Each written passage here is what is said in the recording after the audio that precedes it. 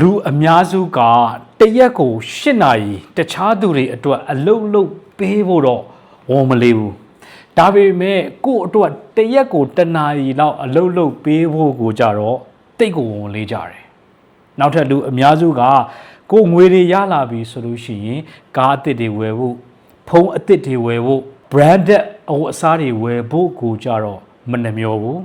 းဒါပေမဲ့ကိုအပေါ်မှာရင်းနှီးမြုပ်နှံဖို့ကိုငွေပြန်ရှာပေးနိုင်တဲ့နေရာတွေမှာပြန်ရင်းနှီးမြုပ်နှံမှုကိုတော့တိတ်ကိုနှမျောကြပါတယ်ကျွန်တော်ငယ်ငယ်တုန်းကဆိုလို့ရှိရင်ကျွန်တော်ကဒီအောက်ခြေအလုပ်မျိုးစုံလုပ်ခဲ့တာဖြစ်တယ်အဲ့တော့ဖြစ်တော့ကျွန်တော်မှာတငယ်ချင်းတွေမိတ်ဆွေတွေအများကြီးရှိတယ်ကျွန်တော်တငယ်ချင်းမိတ်ဆွေအများစုကဘာလုပ်ကြတယ်လဲဆိုတော့တရက်ကို8နာရီသူတို့ရဲ့အလုပ်ထဲမှာစူးစမ်းကြတယ်လုပ်ပေးကြတယ်အဲ့တော့8နာရီကြော်လို့သူတို့ရဲ့နားချိန်လဲရောက်ပြီဆိုတာနဲ့သူတို့ဘာလုပ်ကြလဲဆိုတော့ကျွန်တော်ငယ်တုန်းကလက်ဖေးဆိုင်နဲ့တိတ်ကိုခစ်စားတာအဲ့လက်ဖေးဆိုင်တွေမှာသွားပြီးတော့မှအချိန်တွေဖြုံးကြတယ်အဲ့တော့ကဘာကြီးအကြောင်းဘောလုံးပွဲအကြောင်းကောင်မလေးတွေအကြောင်းဒါတွေအကြောင်းပြောရင်းနဲ့အချိန်ကုန်ကြတယ်တချို့တွေကြတော့လဲညနေပိုင်းရောက်တဲ့အခါမှာဘီယာဆိုင်မှာသွားပြီးတော့မှဘီယာတောက်ရင်းနဲ့အချိန်တွေကုန်ကြတယ်အဲ့တော့သူတို့အတွက်က8နာရီတခြားသူအတွက်အလုပ်ရှင်အတွက်လှုပ်ပေးခဲ့ရတာကသူတို့ကပြီးသွားပြီသူတို့တောင်းကြည့်သွားပြီလို့ထင်ပြီးတော့မှ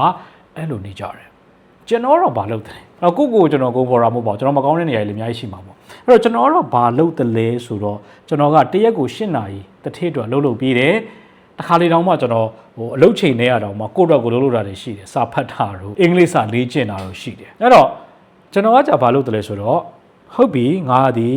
ီနော်တထည့်တော်ကတရက်ကို8နာရီလှုပ်ပြီးမယ်ဒါပေမဲ့တရက်ကို2နာရီကနေ3နာရီအတွက်ငါအတွင်းမှာငါအတွက်လှုပ်ပေးမယ်ဆိုပြီးကျွန်တော်ဆုံးဖြတ်ချက်ချထားတယ်အဲ့တော့ဘာလုပ်တယ်လဲဆိုတော့အဲ့ဒီအချိန်တွင်းမှာကျွန်တော်က skill အသစ်တွေလေ့လာဖို့ကိုမသိသေးတဲ့ skill တွေပေါ့အများကြီးရှိတာပေါ့နော်လောကကြီးမှာကျွန်တော်မသိတဲ့အရာတွေအများကြီးပဲလေအဲ့တော့ language skill ကျွန်တော်မသိ computer skill ကျွန်တော်မသိအဲ့တော့ဘာလုပ်လဲအဲ့ဒါတွေလိုက်ပြီးတော့လေ့လာတယ် English skill ကလေ့လာမယ်ဆိုလို့ရှင်ဘယ်နေရာတွေကလေ့လာလို့ရလဲသင်တန်းတက်မှာလားဒါမှမဟုတ်စာအုပ်တွေဖတ်မှာလားဒါမှမဟုတ်နိုင်ငံသားတွေလိုက်ပြီးတော့ practice လုပ်မှာလားဒါမှမဟုတ်တနေ့ပုံစံတစ်မျိုးနဲ့လုပ်မှာလားနော်ဒါလို့တယ်ဥပမာ computer skill ငါ computer skill ဆိုလို့ရှိရင်လည်းငါ computer သင်လို့ရမယ်အလကားရမယ့်နေရာတွေဘယ်နေရာတွေရှိလဲနော် computer ဆိုလို့ရှိရင်လည်းငါ computer basic ကိုသင်မယ်ပြီးရင်ငါဘယ် line ကိုဆက်သွားမလဲအဲ့တော့ဘာလို့လဲကျွန်တော်တို့အချိန်တွေကိုကျွန်တော်ပြန်အသုံးချတယ်အချိန်တွေကြာလာတဲ့အခါမှာနှစ်ပေါင်းများစွာကြာလာတဲ့အခါမှာကျွန်တော်တငယ်ချင်းတွေနဲ့ဘာဖြစ်လာလဲဆိုတော့တော်ဝေးကွာသွားပြီကျွန်တော် ਨੇ အဲ့လိုပဲအဲ့တော့ကျွန်တော် business တွေစလုပ်တဲ့အချိန်2017 နော်စလုပ်တဲ့အချိန်မှာကျွန်တော်ဘာလုပ်လဲကိုအမျက်ငွေလေးတွေရလာခဲ့လို့ရှိရင်ရလာတဲ့အခါမှာကျွန်တော်ကားအကောင်းစားတွေဝယ်စီးမပြစ်ဘူးbranded တွေလည်းမဝယ်ဘူးဖုန်းကောင်းစားတွေလည်းမကင်ဘူးကျွန်တော်ဘာလုပ်တယ်လဲဆိုတော့ကိုပေါ်မှာထပ်ပြီးတော့မှဖြည့်တယ်business သင်တန်းတွေတက်တယ်တော့ဒီချိန်မှာတော့ကျွန်တော်အရင်တုန်းကလို skill သင်တန်းတွေမဟုတ်တော့ဘူး business သင်တန်းတွေတက်တယ် diploma တန်းတွေယူတယ် certification တွေယူတယ်ပြီးတော့ content တွေ create လုပ်တယ်နောက်ထပ်ဝင်ငွေရနိုင်မဲ့စီးပွားရေးတွေတိုးချဲ့ဖို့စဉ်းစားတယ်အဲ့တော့ကျွန်တော်အကူကတော့ကျွန်တော်ပြောတယ်မင်းကွာတဲ့စီးပွားရေးတွေလုပ်တာပတ်စံတွေရတယ်လည်းပြောသေးတယ်ဘယ်မှာလဲတဲ့မင်းအကားကောင်းစားတွေဘယ်မှာလဲအိမ်ကောင်းစားတွေဘယ်မှာလဲရွှေတွေငွေတွေကျွန်တော်သူ့ကိုပြန်ပြောတယ်အကိုလို့ငါဝင်လာတဲ့ဝင်ငွေတွေကိုငါဘာလုပ်တယ်လဲဆိုတော့ငါအုံနောက်ထဲမှာတစ်ချိန်တစ်ခုရင်းနှီးမြှုပ်နှံတယ်ပြီးတော့ငါရဲ့လုပ်ငန်းထဲမှာ reinvest ပြန်လုပ်တယ်ဒီလုပ်ငန်းကြီးကိုငါကြီးလာအောင်လုပ်တယ်ဒီလုပ်ငန်းထဲကနေရလာတဲ့အမြတ်ကိုဒီလုပ်ငန်းထဲမှာပြန်ထိုးထည့်တယ်အဲ့တော့ကျွန်တော်ဒီကုမ္ပဏီကဘာဖြစ်လဲဆိုတော့တေးသေးလေးကနေကြီးလာတာပြောချင်တာဒီအခုဒီဗီဒီယိုကြည့်နေတဲ့ကျွန်တော်မိတ်ဆွေတွေရောကျွန်တော်လူငယ်တွေရောဒီနေ့ကစပြီးတော့မှဘာလုပ်ဖို့လို့လဲဆိုတော့သူများအတွက်အလုပ်ပေးနေရတယ်ကိုကုမ္ပဏီတော့ကိုလုပ်ပေးနေရတယ်8နာရီလုပ်နေရတယ်ဆိုလို့ရှိရင်ကိုအတွက်ကိုတစ်ရက်ကို1နာရီတော့အနည်းဆုံးလုပ်ပေးပါအဲ့လိုပဲသူများပစ္စည်းတွေထဲမှာကျွန်တော်ရင်းနှီးမြှုပ်နှံနေဆိုလို့ရှိရင်ကိုအတွက်ကိုလည်းကို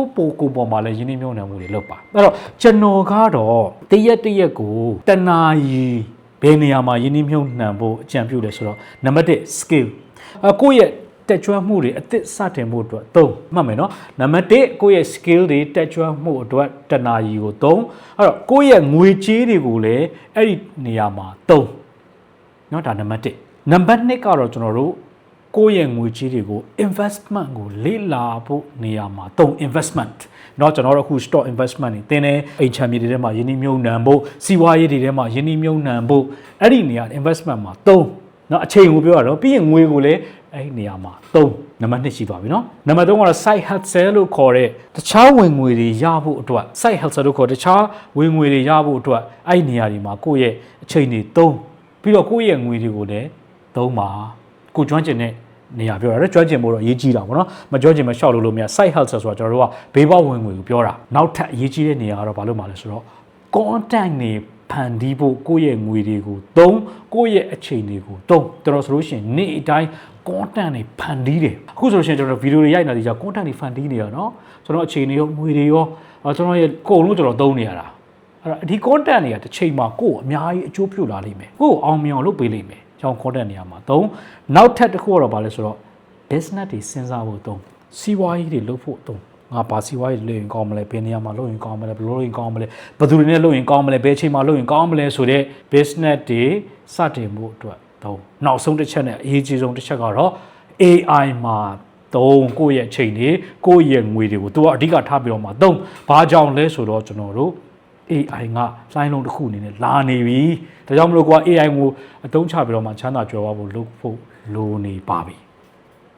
တခုတွေ့လိုက်နိုင်မယ်လို့ထင်ပါတယ်ဒီနေရာတွေမှာမဖြစ်မနေသုံးပါနော်အချိန်ရောငွေရောသုံးပါသိကြတယ်ဂျိုးမရုပ်ဆရာကိုကျွန်တော်ပြောနိုင်တယ်ကျွန်တော်လည်းသုံးနေရမို့လို့ပြောတာကျွန်တော်လူငယ်တွေမိတ်ဆွေတွေတခုတွေ့လိုက်နိုင်မယ်လို့ထင်ပါတယ် investment ကြောင့်လေ့လာခြင်းနဲ့ solution ကျွန်တော်လာမဲ့ဂျွန်လ22ရက်နေ့မှာ stock investment ကြောင့်တင်မဲ့သင်တန်းရှိတယ် SIM လို့ခေါ်တယ်အဲ့ဒီသင်တန်းကတော့ကျွန်တော်တို့ငွေတွေအကြောင်းငွေတွေဘယ်လိုလုပ်သလဲဆိုတဲ့အကြောင်းငွေနဲ့ပတ်သက်တဲ့ psychology တွေအကြောင်း stock investment ကြောင့်အသေးစိတ်ပါလိမ့်မယ်ဒီတဲ့တက်ချင်တဲ့ solution ကို comment မှာ SIM လို့ရေးခဲ့လို့ရသလို massive ပေါက်ခါနေသွားပြီးတော့ SIM တက်ချင်ပါတယ်ပြောပါဒါဆိုလို့ရှိရင်ဒီတဲ့တန်းကိုတက်ရောက်ခွင့်ရပါလိမ့်မယ်ဒီဗီဒီယိုဆုံးဖြတ်ကြည့်ပြတယ်ကျေးဇူးအများကြီးတင်ပါတယ်ကျွန်တော်တို့ကိုညံလင်းအောင်ပါမင်္ဂလာရှိသောနေ့လေးဖြစ်ပါစေ